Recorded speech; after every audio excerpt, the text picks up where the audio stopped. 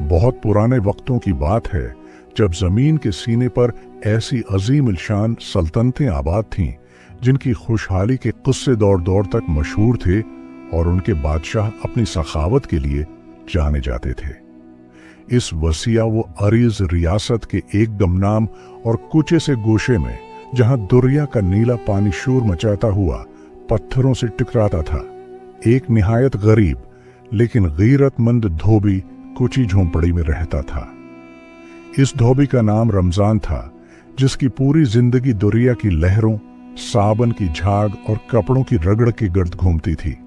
लेकिन उसकी आंखों में एक ऐसी चमक थी जो महल के बड़े बड़े उमरा के पास भी न थी। रमजान का इकलौता साथी एक बूढ़ा और लागर सा गधा था, जिसकी हड्डियां उम्र भर की मशक्कत से अभराई थीं, मगर वो खामोश जानवर अपने मालिक की गुर्बत का सच्चा और वफादार गवाह था। रमजान सुबह सादिक के वक्त, जब आसमान पर तारे अभी मुद्दम हो रहे होते, कपड़ों का भारी गुठड़ अपने कुंधों पर लादकर दरिया की तरफ निकल पड़ता और सारा दिन अपनी कमर दोहरी करके मशक्कत करता। वो जब मैले कपड़ों को पत्थर पर मारता तो उसकी आवाज पूरे वीराने में गूंजती और हर ज़र्ब के साथ वो अपने रिज़्क़ के हलाल के लिए अल्लाह का शुक्र अदा करना कभी न भूलता। औसी शहर के आलीशान महल में, जो ऊंची फसीलों के पीछे छिपा हुआ था, बादशाह की इकलौती बेटी शहजादी ज़ौया रहती थी, जिसका हुस्न ऐसा था कि देखने वाले अपनी पलकें झपकना भूल जाते थे। शहजादी के रेशमी लिबास जब धोने के लिए रमजान के पास आते तो वो उन्हें इतने अदब और एहतियात से धोता जैसे वो कपड़े नहीं बल्कि कोई मुकद्दस इमानत हों। एक सहानी दोपहर, जब सूरज की किरणें दरिया के पानी पर सोने की तरह बुखरी हुई थीं, रमजान महल के धुले हुए कपड़े वापस पहुंचाने के लिए शाही बाग के करीब से गुजरा। वहां ऊंची दीवारों के पीछे से उसे लड़कियों के कहकाओं और गंगनाने की आवाजें सुनाई दें, जिसने उसे एक लम्हे के लिए रुकने पर मजबूर कर दिया। उसने झाड़ियों की ओर से देखा तो सामने का मंजर ऐसा सेहरंगेज था कि उसके हाथ से कपड़ों की गुठड़ी गिर गए। शहजादी ज़ौया अपनी सहेलियों के दरमियान एक चमकते हुए हीरे की तरह बैठी थी। शहजादी के चेहरे पर एक ऐसी मासूमियत और वक़ार था जिसने गरीब धोबी के दिल में एक अजीब सी हलचल मचा दी।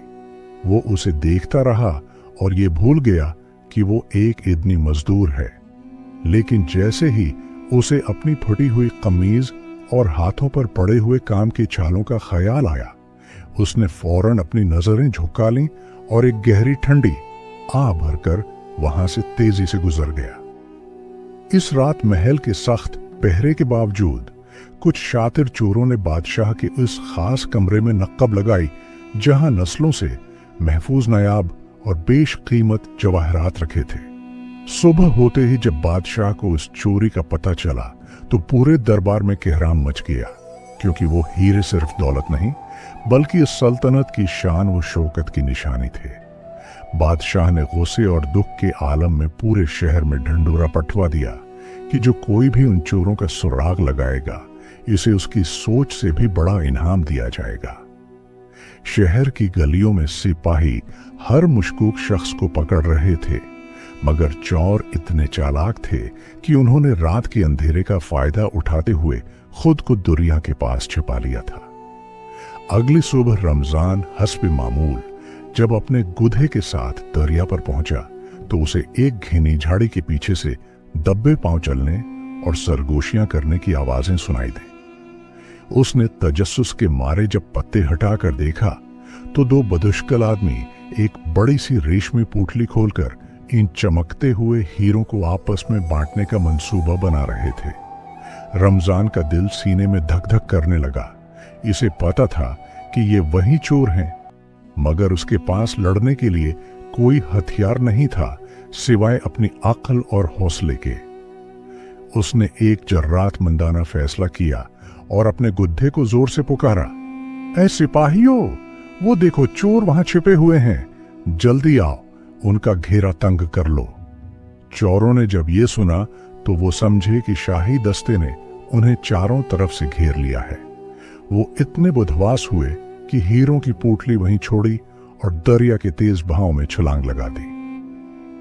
रमजान ने कांपते हुए हाथों से वो वजनी पोटली उठाई। उसने अपनी पूरी जिंदगी में इतना खजाना एक साथ कभी न देखा था, मगर उसकी नीयत में जरा बराबर भी खोट न आया। वो भागता हुआ महल के सद्र दरवाजे पर पहुंचा, जहां दरबानों ने उसकी गुर्बत देखकर उसे धक्के देकर निकालना चाहा, मगर उसने चिल्लाकर कहा कि उसके पास बादशाह की उमानत है। जब उसे बादशाह के सामने पेश किया गया और उसने वो हीरे फर्श पर बखेरे, तो पूरे दरबार की आंखें उनकी चमक से चंधिया गईं और बादशाह हैरत से अपनी कुर्सी से खड़ा हो गया। बादशाह ने पूछा, ऐ नौजवान, तो एक मामूली धोबी है, तो चाहता तो ये लेकर कहीं भी भाग सकता था, तूने उसे वापस क्यों किया? रमजान ने निहायत सुकून और आजिजी से जवाब दिया, बादशाह सलामत, रोटी चाहे सूखी हो मगर हलाल की होनी चाहिए, मैंने सिर्फ अपना फर्ज निभाया है। शहजादी जोया, जो पर्दे के पीछे खड़ी ये सब देख रही थी, इस नौजवान की उस कद्र बुलंद सोच और बेनियाजी देखकर अपने दिल में उसकी इज्जत करने पर मजबूर हो गई। बादशाह ने उसे सोने के सिक्कों से भरा हुआ एक थैला पेश किया, मगर रमजान ने उसे लेने से इनकार करते हुए कहा कि मेहनत की उजरत ही उसके लिए काफी है। इस वाकये के बाद रमजान का नाम पूरे शहर में एक ईमानदार नौजवान के तौर पर मशहूर हो गया, मगर हासिद वजीर को यह बात पसंद न आई कि एक धोबी को इतनी शहरत मिले। कुछ माह गुजरे तो शहजादी की शादी के लिए बड़े बड़े शहजादे अपने कीमती तिहाइफ और लश्कर लेकर महल में जमा होने लगे। शहजादी जाविया ने अपने वालिद से कहा, आबाजान, मैं उसी मर्द मुजाहिद को अपना जीवन साथी चुनूंगी जो बहादुरी और शजाअत के सबसे कठिन इम्तिहान में पूरा उतरेगा। बादशाह ने ऐलान किया कि महल के बाग में एक खूनी और भूखा शेर पिंजरे में बंद है। जो उस शेर को अपनी ताकत से काबू करेगा वही शहजादी का शौहर बनेगा। ये सुनते ही नामनहाद शहजादों और पहलवानों के चेहरे खौफ से पीले पड़ गए, क्योंकि इस शेर की दहाड़ से जमीन कांपती थी और कोई उसके करीब जाने की हिम्मत न रखता था। जब मैदान बिल्कुल खाली नजर आने लगा और ऐसा लगा कि कोई भी ये हिम्मत नहीं करेगा, तो मजमे के आखिरी हिस्से से एक बुलंद आवाज सुनाई दी, मैं उस इम्तिहान के लिए तैयार हूं।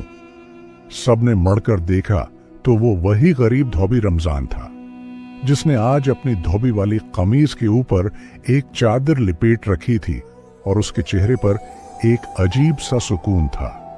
लोग हंसने लगे और एक दूसरे को कहनी मारकर कहने लगे, देखो भाई, मौत उस धोबी को खींच कर लाई है, ये शेर का एक लुकमा भी नहीं बन पाएगा। रमजान किसी की बातों पर कान धरे बगैर अल्लाह का नाम लेकर इस पिंजरे की तरफ बढ़ने लगा, जहां वो दरिंदा अपनी खूनख्वार आंखों से उसे घूर रहा था। जैसे ही पिंजरा खोला गया, शेर ने एक ऐसी दुहाड़ मारी कि कमजोर दिल लोगों ने अपनी आंखें बंद कर लें, मगर रमजान अपनी जगह पर किसी पहाड़ की तरह जमा रहा। उसके हाथ में वही पुरानी और मजबूत रस्सी थी जिसे वो रोजाना कपड़ों के गुठड़ बांधने के लिए इस्तेमाल करता था। उसने इस रस्सी का फिंडा बनाया। शेर ने एक जोरदार धाड़ लगाई और रमजान की तरफ झपटा, मगर रमजान ने बड़ी फिरती से एक तरफ होकर बड़ी महारत से रस्सी का फिंडा इसके गले में डालकर इसे एक सैतून के गर्द लपेट दिया। शेर जितना ज्यादा जोर लगाता, रस्सी इतनी ही उसके गले को जकड़ती जाती, यहां तक कि शेर थक हार कर हाँफने लगा। पूरे दरबार में खामोशी छा गई। किसी को यकीन नहीं आ रहा था कि एक नहते धोबी ने शाही शेर को बेबस कर दिया। बादशाह अपनी नशिस्त से उठा और आगे बढ़कर रमजान को गले लगा लिया, जबकि शहजादी की आंखों में खुशी के आंसू थे कि उसका इंतखाब बिल्कुल सही साबित हुआ। मगर हासिद वजीर ने फौरन मुदाखलत की और कहा, हुजूर, ये महज एक इत्तेफाक और धोबी की चालाकी है, उसे एक और मुश्किल इम्तिहान से गुजारना चाहिए। वजीर ने तजवीज दी कि रमजान को एक माह के लिए सहरा के उस पार भेजा जाए, जहां से वो ऐसी नायाब चीज लाए जो हमारी सल्तनत में ना हो। दरअसल वजीर का मकसद इसे रास्ते से हटाना था, क्योंकि उस सहरा से आज तक कोई जिंदा वापस नहीं आया था। रमजान ने बगैर किसी डर के ये चैलेंज भी कबूल कर लिया और अपने उसी बूढ़े गधे पर सवार होकर सफर पर रवाना हो गया। शहजादी ने महल की छत पर खड़े होकर उसे दूर तक जाते देखा और दुआ की कि ए मेरे रब, सच्चाई को कभी शिकस्त न होने देना। रमजान जब अपने बूढ़े गुड्ढे के साथ सहरा की तपती हुई रीत पर पहला कदम रखा तो सूरज आग बरसा रहा था और दूर दूर तक रीत के ऊंचे टीलों के सिवा कुछ नजर नहीं आता था। तपती हुई हवा के थपीड़े उसके चेहरे से टकरा रहे थे, मगर उसके दिल में शहजादी का वो इत्माद और अल्लाह पर तवक्कल था जो उसे हर कदम पर हौसला दे रहा था। कई दिन गुजर गए, पानी भी खत्म हो चुका था और रमजान की हालत ऐसी हो गई थी कि उसे हर तरफ सराब नजर आने लगे, जैसे कहीं पानी का तालाब हो, मगर करीब जाने पर वो सिर्फ तपती रीत होती। उधर महल में हासिद वजीर ने जश्न मनाना शुरू कर दिया था। वो हर वक्त बादशाह के कान भरता कि हुजूर, वो धोबी अब तक किसी भूखे भेड़िए का नवाला बन चुका होगा। आप शहजादी का रिश्ता मेरे बेटे से तय कर दें। शहजादी जाविया ने खाना पीना तुर्क कर दिया था। वो हर रोज महल के सबसे ऊंचे मीनार पर चढ़कर इसी सहरा की तरफ देखती जहां से इसका ख्वाबों का शहजादा रुखसत हुआ था। सहरा में एक रात ऐसी आई कि रीत का खौफनाक तूफान उठा, जिसने हर चीज को अपनी लपेट में ले लिया। रमजान ने अपने गड्ढे को एक चट्टान के पीछे छिपाया और खुद भी वहीं बैठ गया। जब तूफान थमा तो रमजान ने देखा कि रीत के हटने से जमीन के अंदर से एक कदीम और बोसीदा दरवाजा नमूदार हुआ है, जो किसी पुरानी तहजीब का हिस्सा लग रहा था। उसने हिम्मत की और उस वजनी दरवाजे को धकेला। अंदर एक लंबी सीढ़ी थी जो उसे एक ज़ेरे जमीन ठंडी और पुरस्कून गार की तरफ ले गई। गार के वसत में एक नूरानी बुजुर्ग दरवीश तशरीफ फरमा थे, जिनकी सफेद दाढ़ी थी और आंखों से एक अजीब सा सुकून छलक रहा था। दरवीश ने मुस्कुराकर रमजान की तरफ देखा और कहा, बेटा, तुम्हारी सच्चाई और तुम्हारे सब्र ने तुम्हें यहां तक पहुंचाया है। मांगो, तुम क्या मांगते हो? रमजान ने निहायत अदब से अर्ज किया, बाबा जी, मुझे दौलत नहीं चाहिए, बस मुझे वो नायाब चीज चाहिए जो मैं अपने बादशाह को दिखा सकूं और अपनी सच्चाई साबित कर सकूं। दरवीश ने एक मिट्टी की छोटी सी हिंडिया उसे दी और कहा, उसमें वो खास बीज हैं जिन्हें अगर तुम बंजर जमीन पर भी बोगे तो वहां सोने के फूल खुलेंगे जो कभी मुरझाएंगे नहीं। रमजान ने वो हिंडिया ली और बुजुर्ग का शुक्रिया अदा किया। जैसे ही वो गार से बाहर निकला, गार गायब हो गया। वापसी जब वो सल्तनत की सरहदों में दाखिल हुआ तो लोग उसे देखकर हैरान रह गए कि ये जिंदा कैसे बच गया। जब रमजान महल के दरबार में पहुंचा तो उसका लिबास फटा हुआ था और वजीर ने तंज किया, आए धोबी, क्या लाए हो इस मिट्टी की हिंडिया में? तुमने क्या समझा है कि बादशाह सलामत इन पत्थरों से मुतासिर होंगे? रमजान ने दरबार के वसत में मौजूद एक छोटे से मिट्टी के गमले में वो बीज डाले और उन पर पानी का छिड़काव किया। देखते ही देखते वहां से एक पौधा निकला। सबकी हैरत की इंतहा न रही जब उस पौधे पर खालिस सोने के चमकदार फूल खुले, जिनकी खुशबू ने पूरे दरबार को महका दिया। बादशाह दंग रह गया। उसने आज तक ऐसा मौजूजा नहीं देखा था। शहजादी जाविया की आंखों में खुशी के आंसू छलक पड़े कि उसके महबूब ने नामुमकिन को मुमकिन कर दिखाया। अब बादशाह के पास इनकार का कोई रास्ता नहीं था। उसने शादी की तारीख का ऐलान कर दिया। पूरे शहर को दुल्हन की तरह सजाया गया। गरीबों के लिए खास लंगर खाने खोले गए और हर तरफ रमजान और शहजादी के चर्चे होने लगे। अब रमजान और शहजादी की जिंदगी का एक नया बाब शुरू हुआ, मगर रमजान ने महल की आसाइशों में डूबने से इनकार कर दिया। वो आज भी शाम के वक्त उसी दरिया पर जाता और गरीबों के साथ बैठकर उनके मसाइल सुनता और उन्हें हल करने की कोशिश करता। कुछ उर्से बाद बादशाह ने अपना ताज रमजान के सिर पर रखा और कहा, आज से ये मुल्क तुम्हारा है, क्योंकि तुमने साबित किया कि बादशाहत खून से नहीं अखलाक से मिलती है। रमजान बादशाह बन गया। उसने सल्तनत से तमाम नाजायज टैक्स खत्म कर दिए। वजीर का बेटा, जो दर बद्र की ठोकरें खा रहा था, एक दिन भेस बदलकर रमजान के दरबार में आया और मुआफी मांगी। रमजान ने उसे माफ कर दिया और उसे एक छोटा सा रोजगार दे दिया। वक्त का पहिया चलता रहा और रमजान और शहजादी की जिंदगी एक मिसाली दास्तान बन गई जो सदियों तक सुनाई जाती रही। रमजान अक्सर कहता था, दौलत हाथ की मैल है, मगर जो इज्जत, मेहनत और सच्चाई से मिलती है उसे मौत भी नहीं मिटा सकती। रमजान ने अपने बेटों को वसीयत की कि कभी किसी गरीब का दिल न दिखाना, क्योंकि तुम्हारा बाप भी एक गरीब धोबी था।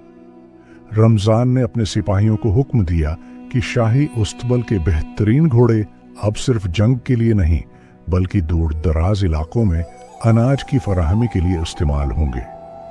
रमजान अक्सर रात के तीसरे पहर बस्त्र छोड़ देता और भेस बदलकर शहर की तंग गलियों में घूमता, ताकि वो अपनी आंखों से देख सके कि कहीं कोई बीवाह या यतीम भूखा तो नहीं सो रहा। एक रात एक बूढ़ी औरत अपने खाली चौलाहे के पास बैठी रो रही है और उसके बच्चे भूख से बलबुला रहे हैं। वो औरत बादशाह को कोस रही थी कि उसे हमारी खबर नहीं। रमजान ने खामोशी से अपने कुंधों पर आटे की भारी बोरी उठाई, घी का डब्बा लिया और इस औरत के दरवाजे पर दस्तक दी। उसने अपना चेहरा ढांप रखा था ताकि कोई उसे पहचान न सके।